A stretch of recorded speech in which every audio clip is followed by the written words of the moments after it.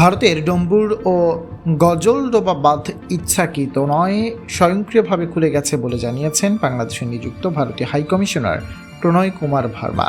বৃহস্পতিবার বিকেল 4টার দিকে অন্তর্বর্তী সরকারের প্রধান উপদেষ্টা অধ্যাপক ডক্টর মোহাম্মদ ইউনূসের সঙ্গে বৈঠকে এসব কথা জানান তিনি।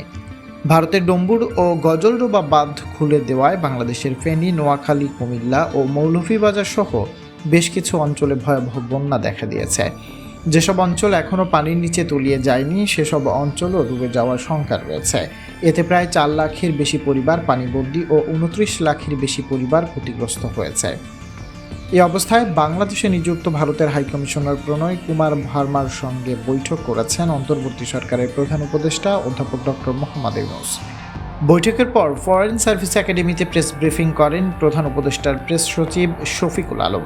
ভারত বাংলাদেশের সঙ্গে কাজ করতে চায় উল্লেখ করে শফিকুল আলম বলেন, বৈঠকে বাংলাদেশকে সর্বোচ্চ সহযোগিতার কথা বলেছেন ভারতীয় হাইকমিশনার। তিনি জানান, ত্রিপুরার বন্যা অনাকাঙ্ক্ষিত, এতে দুদেশ ক্ষতিগ্রস্ত হচ্ছে। স্বয়ংক্রিয়ভাবে বাঁধ খুলে গেছে বলেও মন্তব্য করেন তিনি।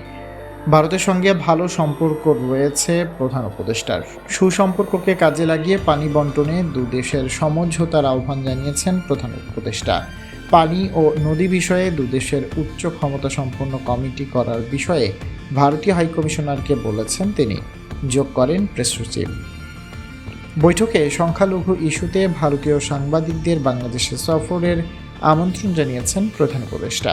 প্রধান উপদেষ্টা দেশের বন্যা পরিস্থিতি নিয়ে সার্বক্ষণিক মনিটরিং করছেন জানিয়ে প্রেস সচিব বলেন, 10 জেলায় 36 লাখ মানুষ বন্যা কবলিত, মারা গেছেন 2 জন আর নিখোঁজের খবর নেই।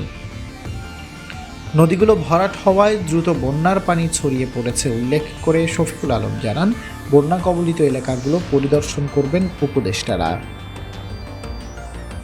আপনি যদি এ পর্যন্ত আমাদের ভিডিওটি দেখে থাকেন তাহলে লাইক শেয়ার দিয়ে আমাদের সাথেই থাকুন।